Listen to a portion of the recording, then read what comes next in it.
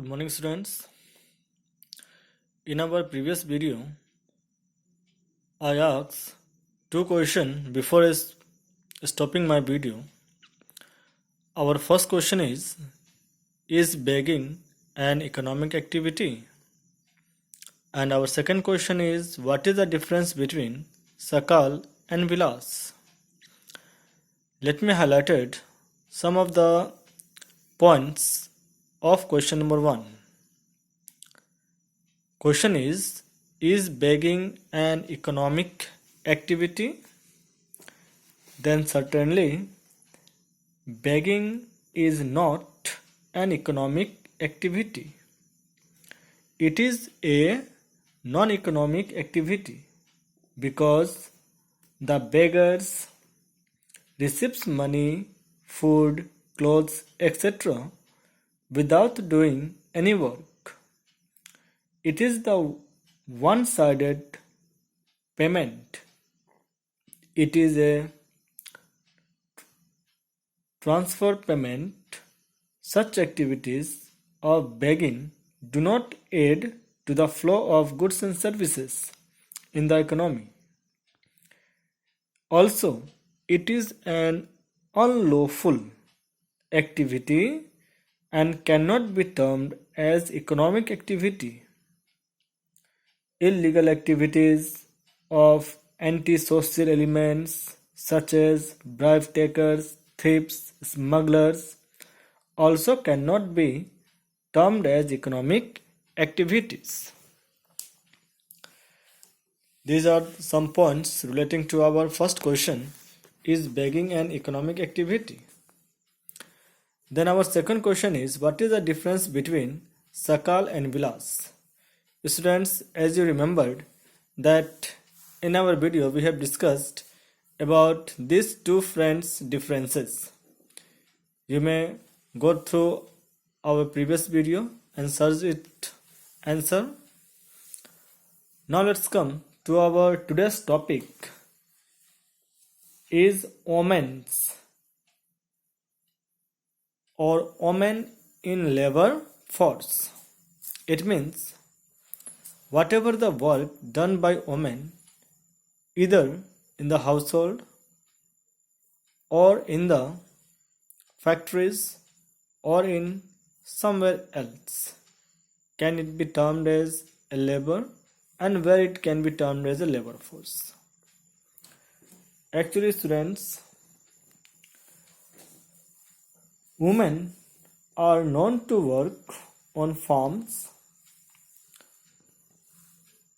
in road, and in constructing housing activities, and of late in factories, manufacturing garments,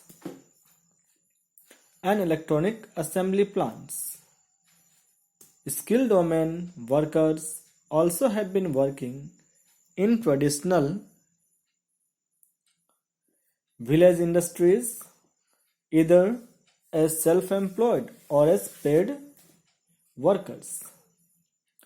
As you know that in hilly areas, women are engaged in forest product, including fuel, wood, and fairly large number of women are engaged in it. The majority of women work in the unorganized sector for low wages and at low levels of skill. Though, in absolute terms, the number of women workers during the last 4 decades have more than doubled from 40 million in 1951 to 90 million in 1991. The percentage of women labor to total workforce may have been declined marginally. In rural India, on an average per day, a male casual workers earn rupees 56 and 28 rupees more than a female casual labor who earn rupees 36. And in urban areas, wage difference is more prominent. a male casual labor in the urban areas earned rupees 75 in a day and a female got only rupees 44 a day. As from 1st April 2011, our national floor level of minimum wage has been enacted and raised the minimum wage of rupees 115 per day. Even the Equal Remuneration Act of 1976 provides for payment of equal remuneration to men and women for the same work or work of a similar nature without any discrimination.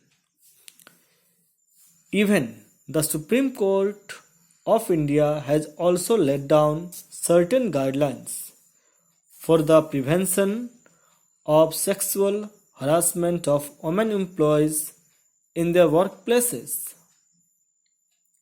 Even though students, there are various other enactments applicable to women labor governing their working condition.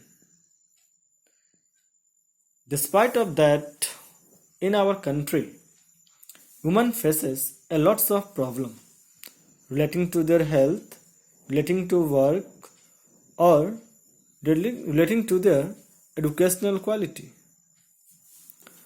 Now let's see work participation rate for women. Students, as you know that about 31% of the total alert labor force in India, according to 2000 to 2001, are constituted women, and this 31% has now up to 2018 has raised to 48.1%, and this 48.1% is 49,392,654 women labor. Actually, according to female economic activity rate, that is FEAR, defined as the labor or defined labor as the proportion of the female population aged 15 years or more who furnish or are available to furnish the supply of labor for production of goods and services in accordance with the system of national account worldwide. FEAR, that is female economic activity rate, is lower than that of males, as in many countries women are engaged predominantly in care sector activities such as home-based work and that are difficult to measure. As a result, women participation is significantly underestimated. Students, as per 2010 Human Development Report, women faced with poor performance on the health front. As you know that India ranks 122 among 138 countries on gender inequality. Pakistan is at 116 and Bangladesh is a notch higher at 112. Actually, where India might take some pride now is in women's participation in the labor force. Actually, The areas relating to world largest democracy falters is parliamentary participation. India, the report states, stands out as an exception where 30% local government seats are reserved for women. But participation at this level has been un or incorporated in India wants to fare better on this front, then she will have to keep their promise of ensuring reservation for women in parliament and legislative assemblies. After all, most countries where women have found more places in parliament are those where affirmative actions have been put in places, such as Pakistan, Nepal, Bangladesh, and even Rwanda. What is discounting is that the indicators are not moving despite the government being well aware of the problems. And even after adopting corrective measures, as in the case of maternal mortality and improving sex ratio. Students, today I'm going to stop my video here with a few questions. That is, why women's works in household activity are not included in accounting national income? Also, our second question is abbreviate FEAR, SNA, ERA and NFL. Thank you. Try at your home. And again tomorrow I am coming with our second topic with the explanation of these questions, answers also. Thank you very much.